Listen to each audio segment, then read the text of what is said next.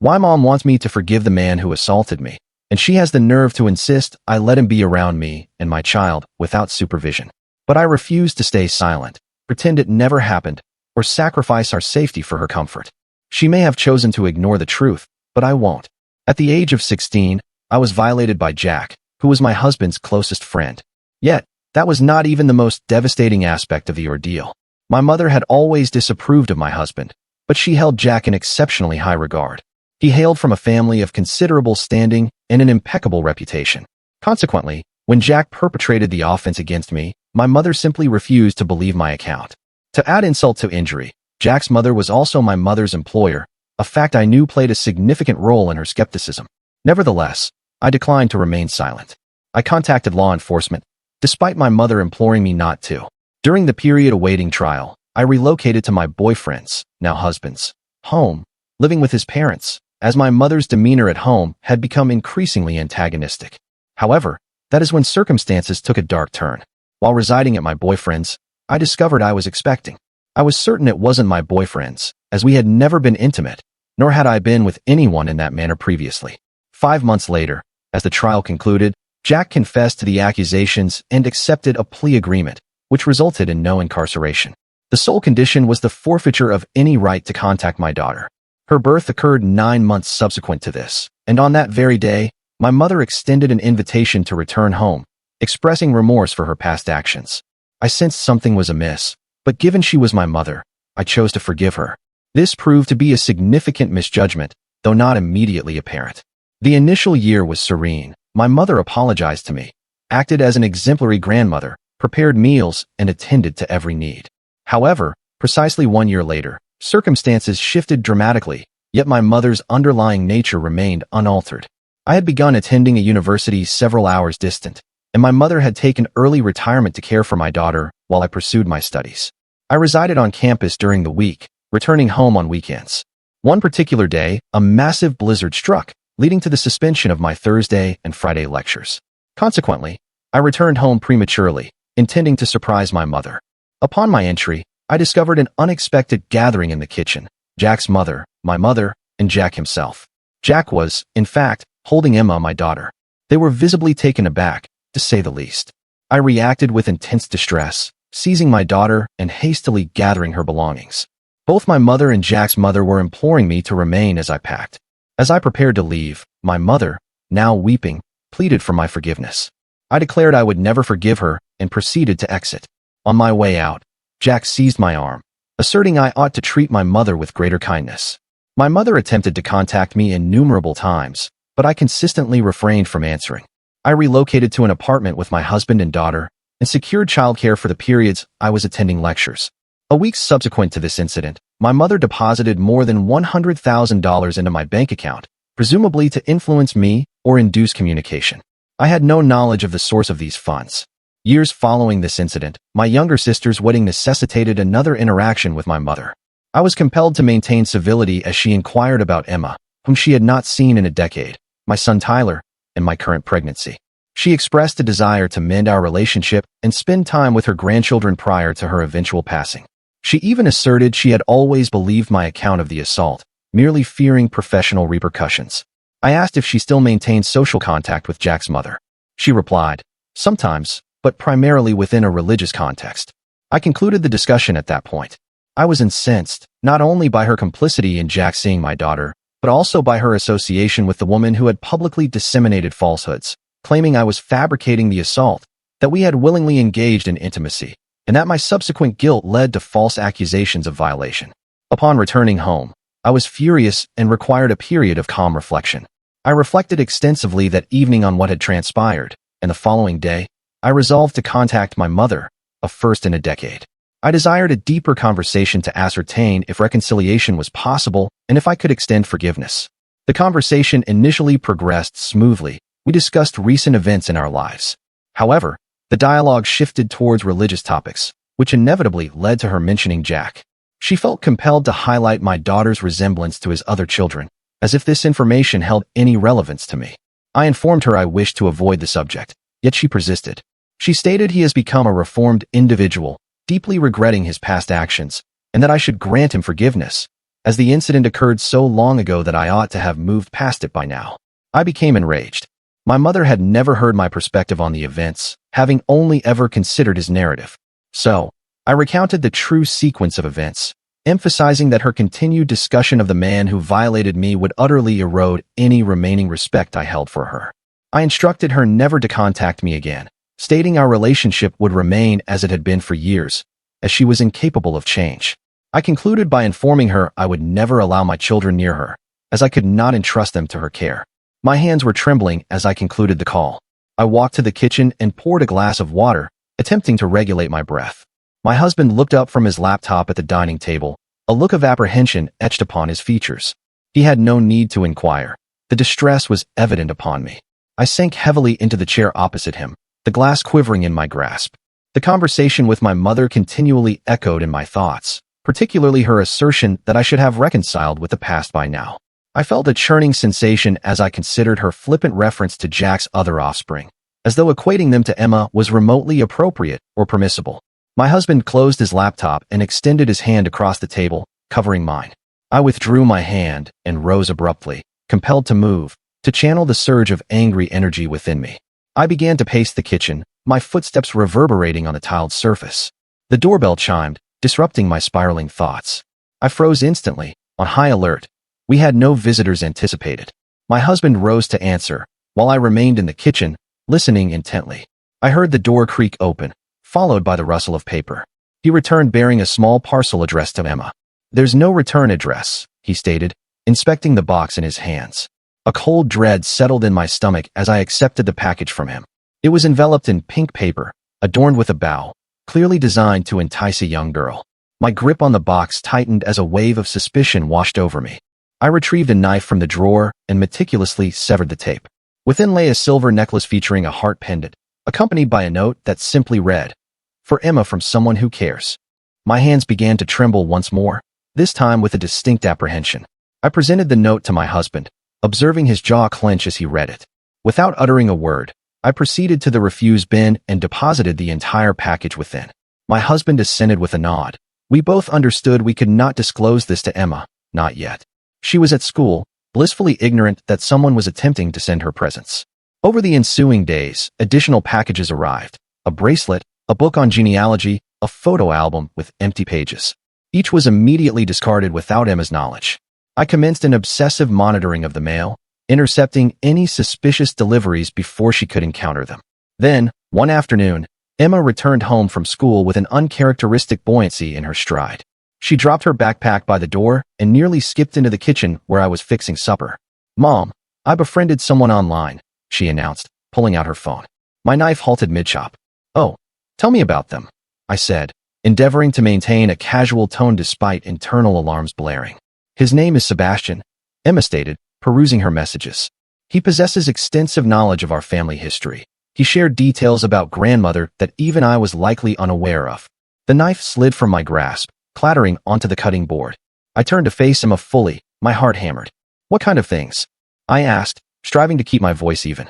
Emma shrugged, still engrossed in her phone. "Merely anecdotes about her younger years, her former workplaces, and similar details. He claims to be conducting genealogical research and found our family particularly intriguing." I carefully retrieved the phone from her hands, asking, "Sweetheart, may I review these messages?" Emma appeared bewildered but complied. As I perused the conversation, a chill running through me.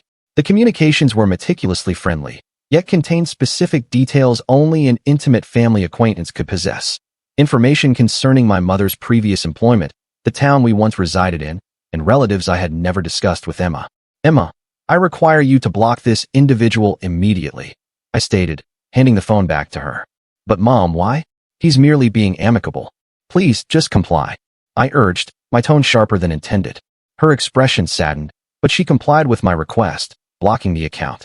I embraced her, attempting to quell my frantic thoughts. "I apologize, darling. I simply wish for your online safety. One cannot trust individuals unknown in real life."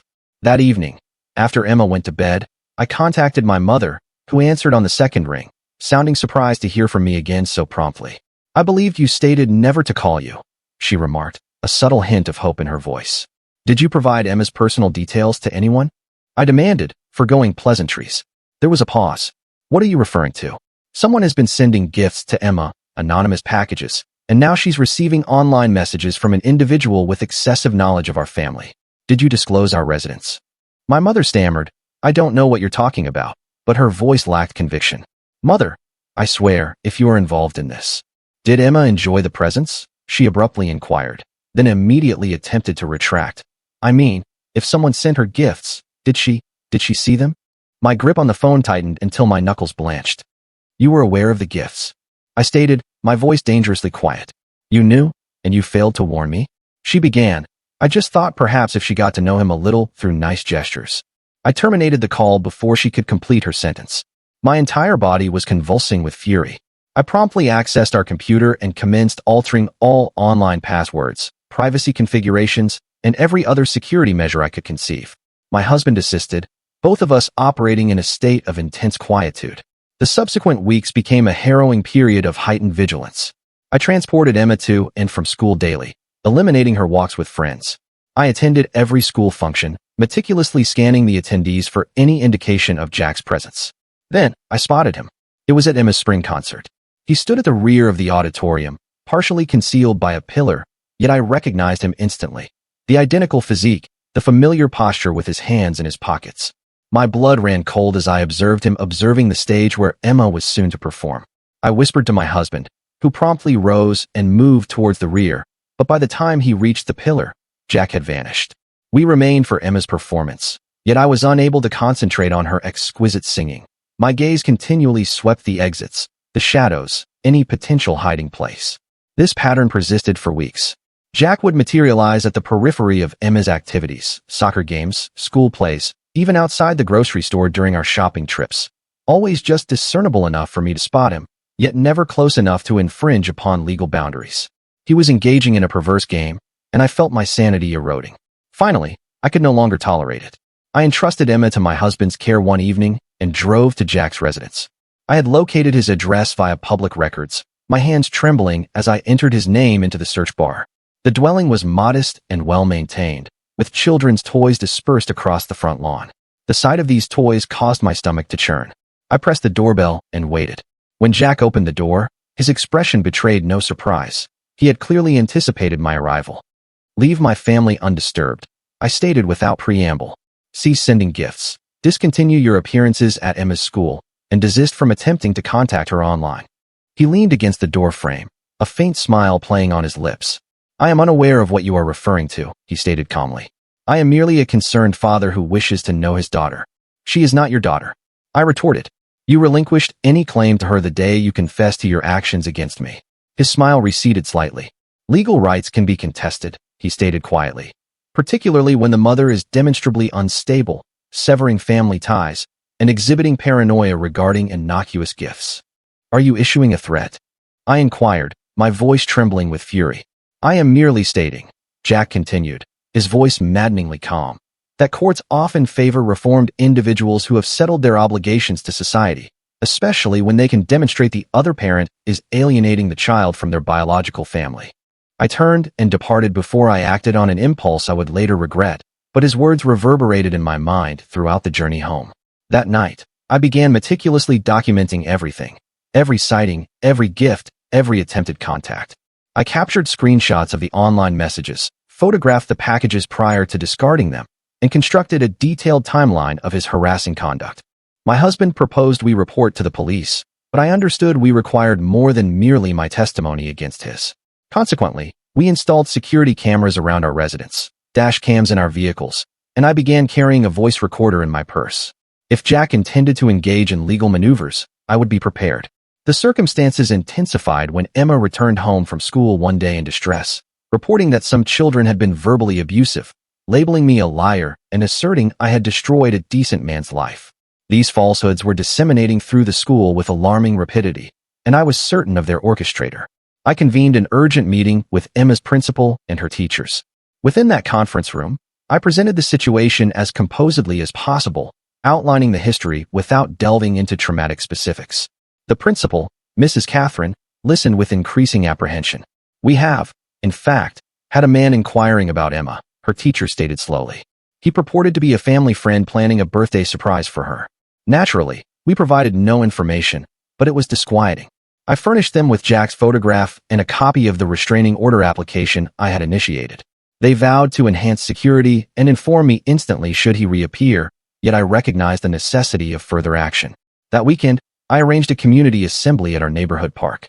I had resided in this neighborhood for 5 years, cultivating relationships with our neighbors and actively participating in community affairs.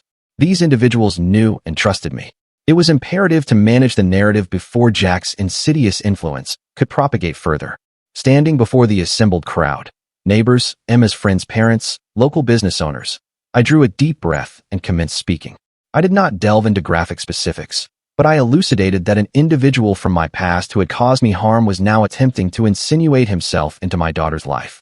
I solicited their support in safeguarding our children and maintaining vigilance regarding unfamiliar individuals asking questions. The response was extraordinary. Parents recounted their own experiences protecting their children, volunteered assistance with school pickups, and pledged to remain watchful. Mrs. Jones, whose daughter was Emma's closest friend, drew me aside afterward. "We have your unwavering support," she stated firmly. "Should anyone attempt to disseminate falsehoods about you in this neighborhood, they will first contend with all of us." However, Jack's campaign was far from over. 2 weeks later, I was served with legal documents. My mother and Jack had jointly filed a petition with Child Protective Services, alleging I was neglecting Emma's emotional well-being by withholding access to her biological family. The accusation struck me with the force of a physical impact. My husband promptly contacted our legal counsel, while I remained at the kitchen table, staring at the documents in utter disbelief. My own mother had colluded with my assailant in an attempt to remove my daughter from my care.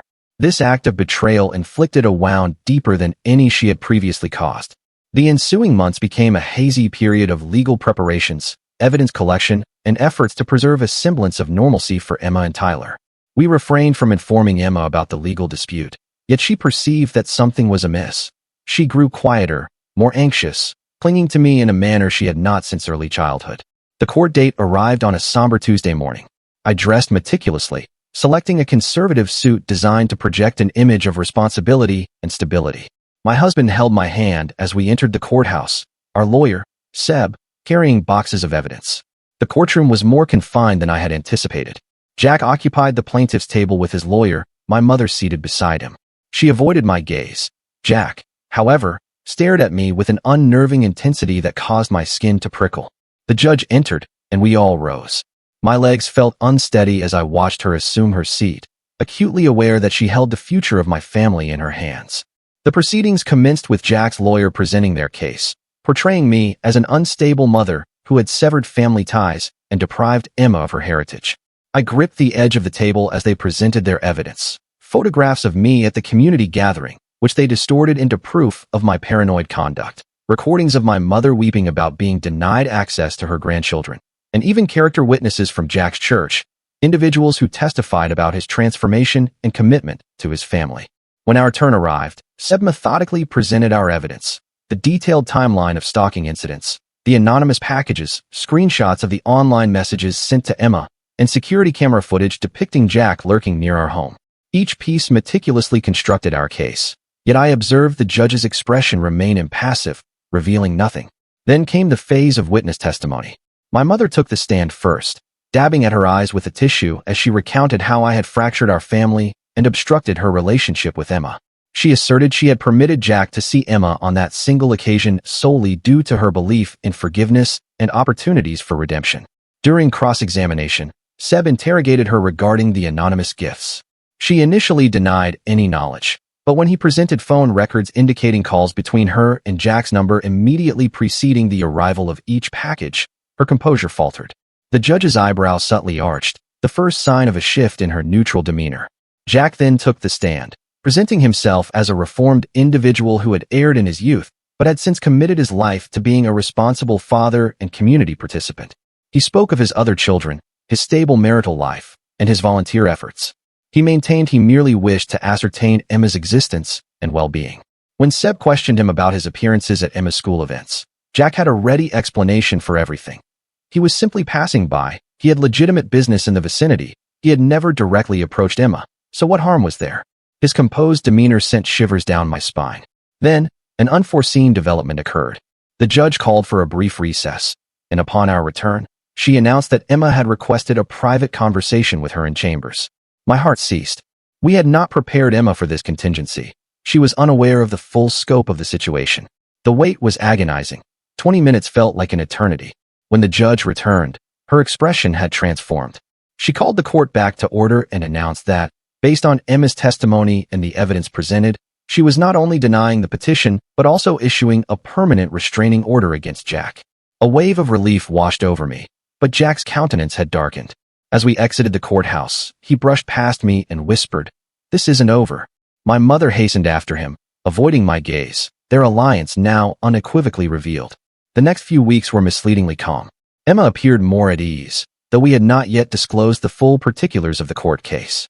She merely understood that certain individuals had been troubling our family, and the judge had intervened. We attempted to return to a normal routine, but I could not dispel the premonition that something sinister was unfolding. Then, a series of unsettling incidents commenced. Initially, my husband's brake lines were mysteriously tampered with, detected by our mechanic during a routine service before any harm could occur. Emma's school subsequently received an anonymous tip regarding illicit substances in her locker, leading to a humiliating search that yielded no findings. Our credit cards were repeatedly compromised, and false reports of neglect were made to child services. While each incident individually might have been dismissed, the overarching pattern was unmistakable. Jack was attempting to destabilize our lives without technically infringing upon the restraining order. We reported every occurrence to the police, but without concrete evidence connecting him to these incidents, their capacity to act was limited. The breaking point arrived when Mrs. Jones, Emma's best friend's mother, contacted me in tears. Someone had dispatched compromising photographs to her husband's workplace, images digitally altered to depict her in compromising situations. The anonymous message alleged she was engaged in multiple extramarital affairs within the neighborhood, leading to a crisis in her marriage. Other families who had supported us began to experience analogous attacks, mysterious calls to employers, fabricated reports to various agencies, and digitally manipulated images. Jack was systematically targeting anyone who had stood by us, endeavoring to isolate us from our network of support. Some families distanced themselves, unwilling to be caught in the crossfire. Others remained steadfast, yet I could discern the immense strain it imposed upon them. Guilt consumed me. These individuals were enduring hardship because they had endeavored to assist us. Then Emma returned home from school one day with news that shattered our carefully preserved tranquility. "Mom, we have a new counselor at school," she announced. "Mr. McCathan. He seems genuinely interested in our family. He keeps asking me about the situation at home." My blood ran cold. I immediately telephoned the school, but the secretary confirmed the hiring of a new counselor. His credentials appeared sound, his references solid. There was no ostensible reason to suspect any impropriety. However, the timing was excessively convenient. I drove to the school the following morning, resolved to meet this new counselor. The man who greeted me in the counseling office was unfamiliar, professional, and seemingly genuine. Yet something in his gaze when he looked at me triggered every alarm within my system. Over the subsequent days, Emma recounted further conversations with Mr. McCathan. He was inquiring about her feelings concerning family, whether she ever felt a void in her life, if she ever pondered about extended relatives she did not know. The questions were subtle, meticulously phrased to appear therapeutic, yet I recognized the underlying manipulation. We attempted to request Emma's reassignment to a different counselor, but the school administration resisted. Mr. McCathan was highly qualified, they stated, and Emma appeared to respond positively to him. Without concrete evidence of misconduct, they would not initiate a change. Meanwhile, the campaign of harassment persisted. My husband's employer received anonymous complaints regarding his work performance. Tyler's daycare was repeatedly contacted with fabricated concerns about bruises and behavioral issues. Every facet of our lives was under siege. Then, I received a call that fundamentally altered everything. It was from a woman named Sarah, who stated she urgently needed to speak with me concerning Jack. We met at a downtown coffee shop, where she disclosed she was Jack's former wife, the mother of his other children. Sarah's narrative was chilling. She had left Jack years prior after discovering he had been grooming their teenage babysitter.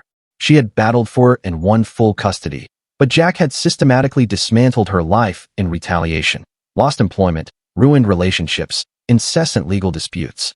She had eventually relocated across the country to evade him. When I learned he was inflicting this upon another family, I felt compelled to warn you, she stated, sliding a thick folder across the table. This contains everything I have documented, every incident, every pattern. He will not cease until he achieves his objective or utterly destroys you in the attempt. The folder served as a comprehensive guide to Jack's tactics. Sarah had meticulously detailed his methods of recruiting accomplices and how he operated just within legal boundaries while orchestrating widespread chaos. Most crucially, she possessed names and dates that corresponded with similar incidents in our own lives. Armed with this fresh information, we returned to the police. This time, they took notice. The consistent pattern of behavior across multiple victims in different states suggested something more grave than mere harassment. They initiated a formal investigation. But Jack must have perceived the tightening net, for the attacks intensified. Our home security system mysteriously ceased functioning one night, though nothing was stolen. Emma received a birthday card at school, and signed, containing only a photograph of a family reunion she had never attended. Tyler's daycare reported a man fitting Jack's description inquiring about pickup procedures. Then came the night that almost shattered us. I awoke at 3 a.m. to discover Emma's bedroom window ajar, her curtains billowing in the breeze. She was still asleep in her bed, unharmed, but someone had been inside our home. On her desk lay a photograph of Jack holding a baby, which she looks just like you did inscribed on the back. The police found no fingerprints, no DNA, no evidence whatsoever, save for the photograph. The security cameras yielded nothing. They had been remotely disabled. Jack had intended for us to understand he could access Emma at will. The message was unequivocal. The restraining order held no meaning for him. We moved Emma into our bedroom that night. I went sleepless for days, starting at every sound. My husband took leave from work to assist with security. We were prisoners within our own home, fearful of allowing our children out of our sight.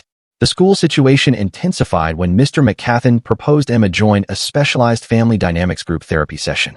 Upon my refusal, he voiced apprehension regarding my resistance to Emma's emotional development. Abruptly, I was portrayed as the problematic parent, obstructing my child from receiving assistance. Other parents began receiving calls from Mr. McCathan, expressing concern about Emma's home environment. He suggested she exhibited signs of emotional neglect and appeared isolated from extended family. The seeds of doubt he meticulously planted rapidly germinated within the school community's rumor mill. Emma began returning home distressed, reporting that children were questioning why her mother did not wish her happiness, or why she was prohibited from knowing her true family. This psychological warfare was exacting a heavy toll on all of us, but particularly on her. Then, Sarah contacted me with urgent intelligence. She had been monitoring Jack's activities through a network of his other victims, individuals she had connected with over the years. He had recently established contact with a lawyer renowned for handling parental alienation cases, an expert in overturning restraining orders and securing custody for purportedly reformed parents. We then understood this entire ordeal had been part of a grander scheme. The harassment was not merely retribution. It was meticulously designed to portray me as unstable, paranoid, and unfit. Every reaction I exhibited was being meticulously documented and distorted to bolster a future custody case. I made the arduous decision to withdraw Emma from school for the remainder of the academic year, citing safety concerns. The school threatened truancy charges, but our lawyer advised it was preferable to leaving her vulnerable to Mr. McCathan's influence. The isolation was overwhelming. Emma missed her friends, her customary life. She began posing questions we could not fully address without traumatizing her. How does one explain to a child that the biological father she has never known is a predator, or that her grandmother chose him over her own daughter? Our marriage strained under the immense pressure. My husband remained steadfastly supportive, yet I could discern the exhaustion in his eyes. He had committed to being Emma's father, but not to this interminable conflict. Late-night disagreements grew more frequent as we deliberated our alternatives. Should we relocate? Change our names? How far would we need to flee to escape Jack's grasp? Yet, flight felt like capitulation, and there was no assurance he wouldn't track us down again. Then, the private investigator we had retained uncovered something pivotal. Mr. McCathan was not who he purported to be. His credentials were fabricated, his references fraudulent. He was, in fact, Jack's cousin, an individual who had previously aided him in stalking former victims. This discovery broke the case wide open. The school was mortified by their failure to properly vet him. The police now possessed concrete evidence of an elaborate conspiracy. Warrants were issued for both Jack and a deceptive counselor, but they vanished before law enforcement could apprehend them. Jack's house was empty, cleared out. Mr. McCathan never returned to the school. My mother's phone was disconnected. They had all gone underground. The uncertainty was almost more unbearable than the acts of harassment themselves. Every stranger on the street could be observing us. Every unexpected sound caused my heart to race. We existed in a perpetual state of hypervigilance. 2 weeks following their disappearance, I received an unaddressed letter. Inside was a single sheet of paper detailing a time, date, and location. A park where Emma used to play in her younger years. At the bottom, in Jack's distinct handwriting, it read, "Come alone if you want this to end." I recognized it as a trap. Every instinct screamed against going. Yet, I was utterly weary of constant flight, of perpetually looking over my shoulder, of witnessing my family's suffering. Perhaps it was time to confront this directly. I presented the letter to my husband and Sarah. Both implored me not to go, but my decision was already made.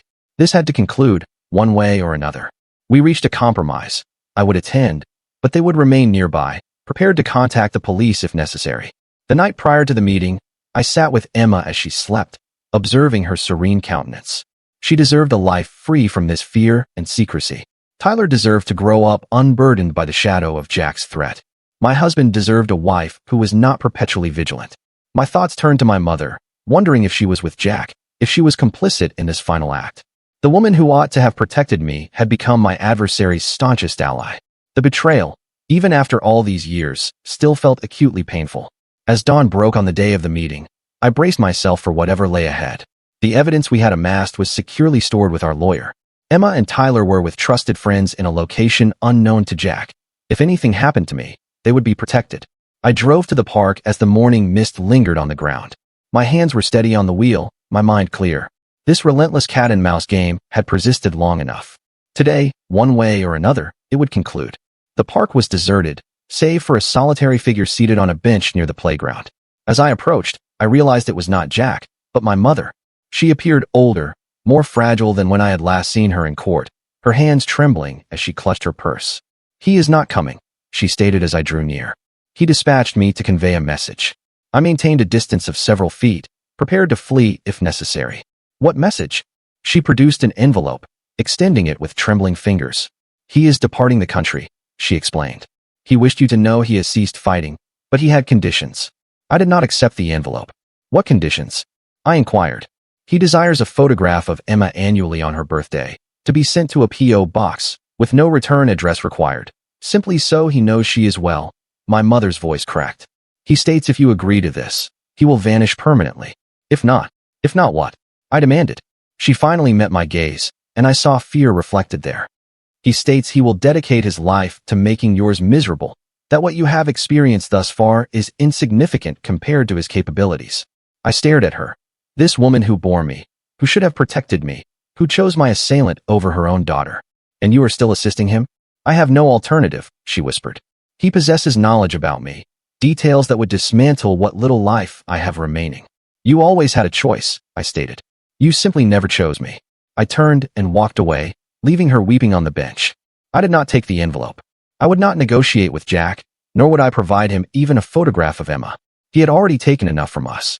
As I drove home, I contacted the police to report the encounter. They located my mother still in the park, but she asserted no knowledge of Jack's whereabouts. The envelope contained solely the P.O. box details and a photograph of Jack's other children, a final, perverse reminder of what Emma was deprived of. That was 3 months ago. Jack remains unapprehended despite a nationwide search.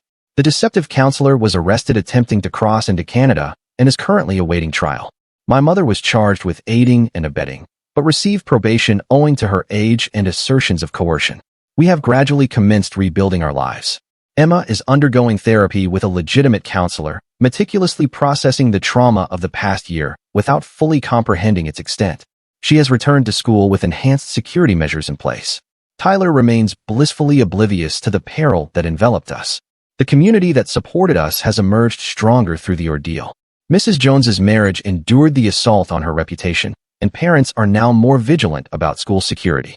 What Jack intended to dismantle has only served to forge stronger bonds among us. Yet, I still double-check the locks each night. I still scrutinize crowds for his face. I still flinch when unexpected packages arrive. Sarah informs me this state of hypervigilance may never entirely dissipate. It is the cost of surviving an individual like Jack. My husband and I are also attending counseling, working through the strain this ordeal placed on our marriage. He has never faltered in his commitment to Emma and our family, yet we both bear the scars of this conflict. Trust, once shattered by those who ought to protect you, is not easily restored. Emma recently inquired why she does not have grandparents like her friends do. I offered her a simplified truth, that sometimes families fracture when individuals make choices that cause harm to others.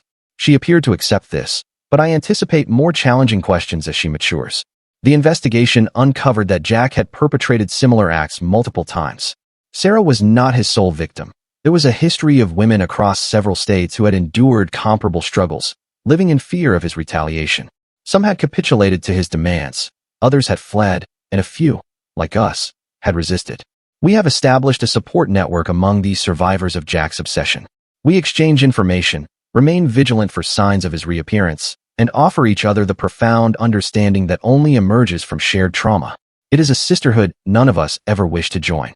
The police believe Jack did indeed depart the country, potentially to a location without extradition treaties. However, I do not feel secure. Individuals like Jack do not simply surrender. They withdraw, re-strategize, and resurface when least expected. Thus, we remain vigilant, living our lives, but perpetually conscious of the lurking shadows. I gazed at my laptop screen, refreshing the news site for the third time that morning. There was no mention of Jack. The deceptive counselor's trial was scheduled for the following month, yet Jack remained an elusive phantom. My coffee had long since grown cold, forgotten beside the stack of legal documents Seb had forwarded. Emma bounded into the kitchen, her backpack slung over one shoulder. She snatched an apple from the counter and pressed a kiss to my cheek. My husband followed, adjusting his tie, while Tyler, still in dinosaur pajamas, clung to his leg, ready for preschool. Ready for school? I inquired of Emma, injecting a semblance of normalcy into my voice. She nodded, then paused at the doorway. Mom, Lily's having a sleepover this weekend. May I go? Lily was Mrs. Jones's daughter. The request should have been straightforward, but nothing felt simple anymore. I glanced at my husband, who offered an encouraging nod. Let me speak with Lily's mother first, I stated. Emma's expression softened slightly, but she did not object. She understood our new reality necessitated additional precautions. After they departed, I telephoned Mrs. Jones. She assured me they had installed new security cameras and her husband would be present throughout the weekend. We established a system. Emma would text me every 2 hours, and I would retrieve her immediately if anything felt amiss. That afternoon, I met with the prosecutor handling the deceptive counselor's case.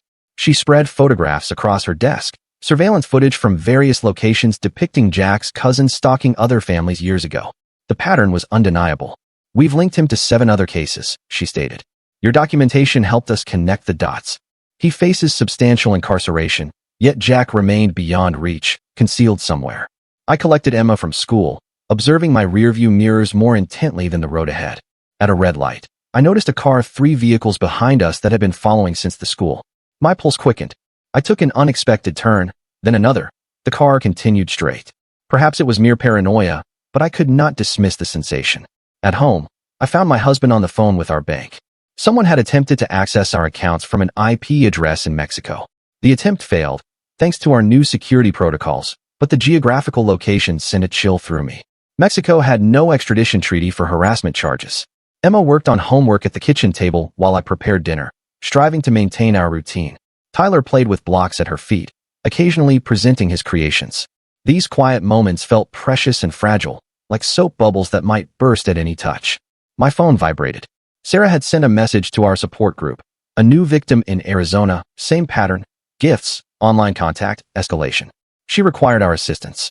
I telephoned the woman that night after the children were asleep. Her voice trembled as she described encountering Jack at her daughter's dance recital, the anonymous packages, the fabricated social media accounts. I guided her through documenting everything, provided her with our lawyer's number, and shared what had proven effective for us. Will it ever cease? She inquired. I had no answer. The following morning brought a registered letter from my mother's lawyer. She was suing for grandparent visitation rights. My hands trembled as I read the filing. She claimed I was alienating her grandchildren, denying them their heritage. The language mirrored Jack's threats.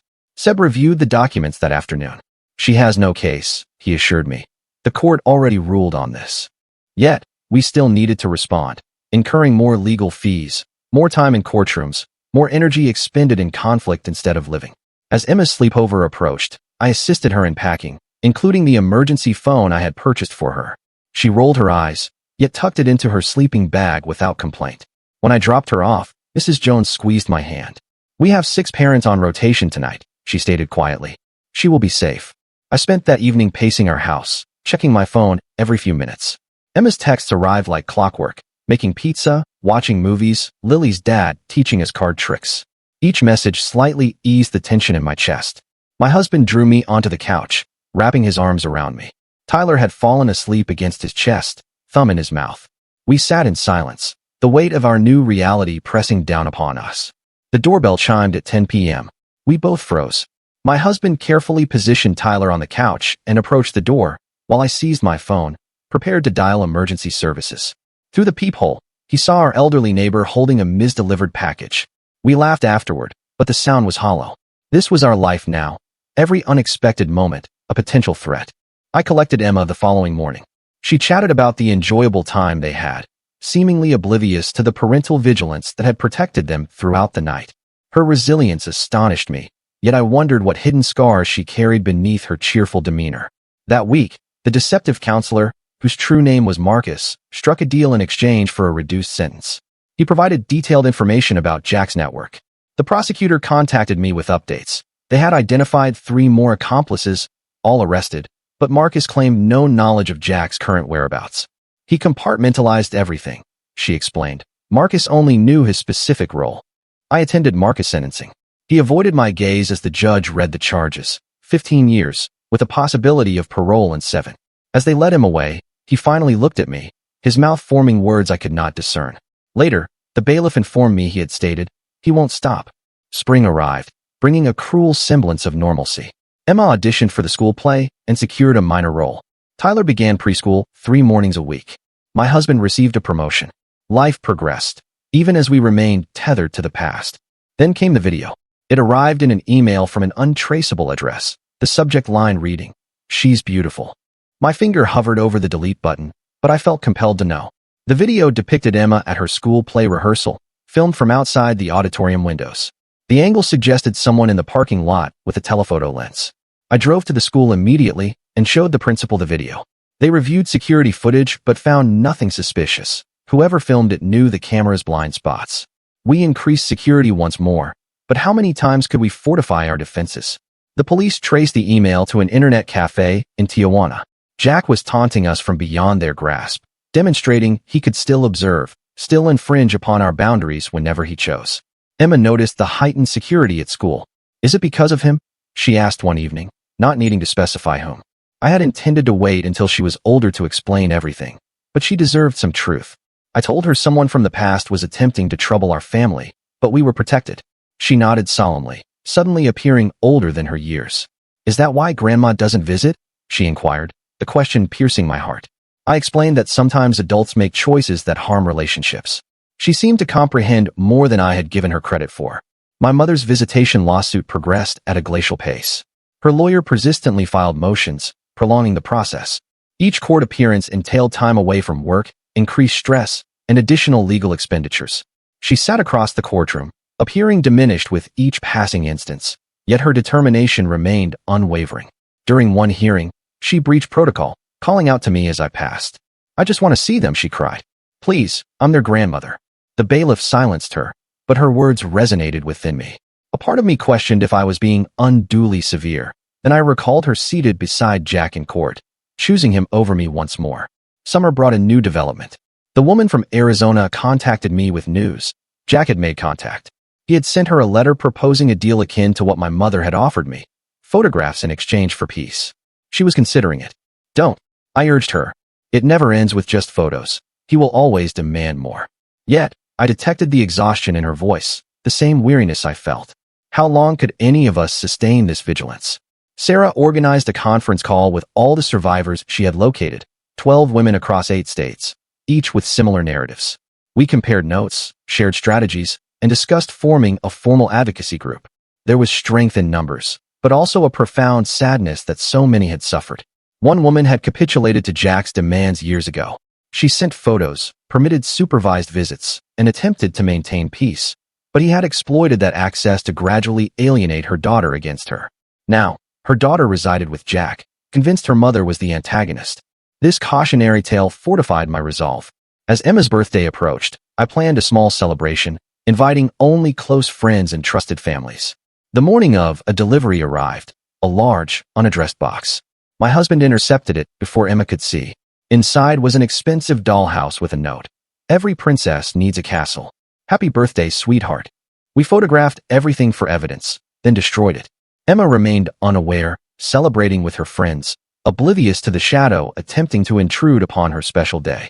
The investigation expanded internationally. The FBI became involved due to the interstate nature of Jack's crimes. An agent visited our home, reviewing our evidence and posing detailed questions.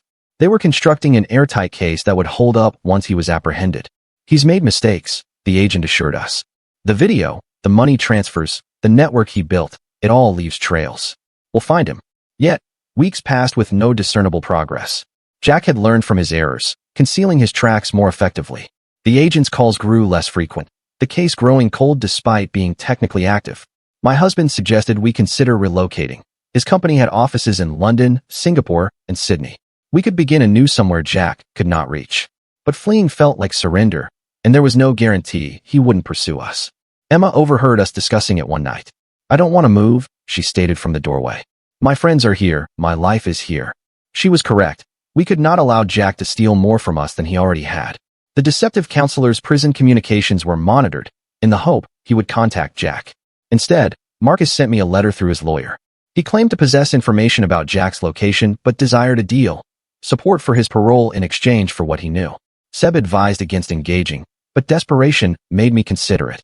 My husband dissuaded me, reminding me that Marcus had already demonstrated himself to be untrustworthy and manipulative. Autumn arrived with the resumption of school. Emma entered middle school, a transition that would have been taxing even without our additional concerns. We met with administrators, established new security protocols, and provided updated photographs of Jack and his known associates. Tyler began to inquire why we were perpetually cautious, why we checked locks so many times. His innocence was another casualty of Jack's campaign. Then, my mother suffered a heart attack. My sister called from the hospital. Mother was stable but frail. She had been asking for me, for her grandchildren. My sister implored me to come, stating this might be our final opportunity for reconciliation. I sat in my car in the hospital parking lot for an hour, deliberating. My husband waited with me, not pressuring me either way. Finally, I entered alone. She appeared fragile in the hospital bed, oxygen tubes in her nose, her eyes welling with tears when she saw me. I'm sorry, she whispered, for everything I chose wrong. I see that now. I wanted to believe her, but trust had been irrevocably shattered too many times.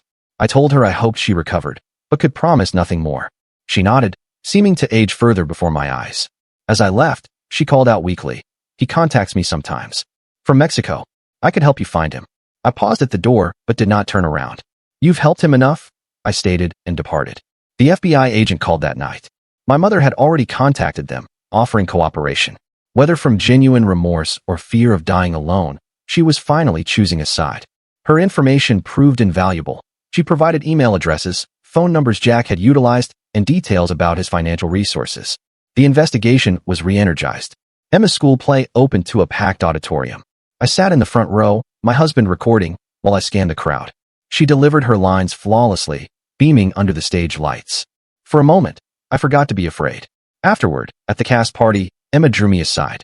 Mom, I know you're scared for me, she stated. But I'm okay. We're okay. Don't let him take this from us too. My 12-year-old daughter possessed more wisdom than I had realized. The breakthrough emerged from an unexpected source. Jack's wife, his current wife, contacted Sarah. She had discovered our support group online, recognizing the pattern of his controlling, suspicious, and paranoid behavior. She desired to leave, but feared for her children's safety. We immediately initiated a conference call. She was in Mexico City, where she had resided for 2 years. Jack worked in private security, utilizing skills he had developed stalking us to protect affluent clients, an irony not lost on any of us. She agreed to cooperate with authorities in exchange for protection. Within days, Mexican federal police had Jack's apartment under surveillance. The FBI coordinated with local authorities, constructing an airtight case. I could not sleep the night of the planned arrest. Emma and Tyler were at a friend's house, just in case. My husband and I sat on the couch, phones in hand, awaiting news. The call came at dawn. They had arrested Jack without incident. He had been sleeping, apparently confident in his safety. They found evidence of his surveillance on multiple families, plans for future harassment, and detailed files on all of us. Extradition would take time, but he was in custody. The agent assured me he would be held without bail, given his flight risk and history. I cried then, truly cried for the first time in months. My husband held me as years of pent-up tension released. It was not entirely over. There would be trials, testimony, more legal battles, but he was apprehended. We collected the children and informed them the bad man had been arrested. Emma hugged me tightly. "Does this mean we can stop being scared?" she inquired. "We can start," I replied. My mother passed away 2 weeks later. Despite everything, I attended the funeral. My sister understood why I did not bring the children. I bid farewell to the woman who ought to have protected me, who made the wrong choices until it was almost too late. I forgave her in my heart, even if I could not forget. Jack's extradition proceeded slowly through international courts. His wife filed for divorce and custody and joined our support network. We assisted her in navigating the system we knew all too well. Emma auditioned for the spring musical and secured the lead role. Tyler joined Little League. My husband and I resumed date nights, slowly, carefully, rebuilding normalcy. The trial date was set for summer. I would have to testify, face Jack again. But this time, I would not be alone. Sarah would be there, and the woman from Arizona, and others who had found courage in our shared strength. Emma asked if she could testify too. "I want to tell them he doesn't get to hurt our family anymore," she stated. We decided, with her therapist's support, that she could provide a written statement instead. I still check locks, still watch mirrors, still flinch at unexpected sounds. Perhaps I always will. But now, I also watch Emma sing on stage, assist Tyler with homework, and kiss my husband goodnight, without fear stealing every moment. Jack took years from us, but he did not take everything. We survived. We are healing. We are free. The final photograph in our family album depicts us at Emma's musical. Her in costume, Tyler on my hip, my husband's arm around us all. We are smiling, truly smiling. Behind us, the auditorium is filled with our community, the people who stood by us. That is the image I choose to remember, not the fear, not the custody battles or restraining orders or sleepless nights.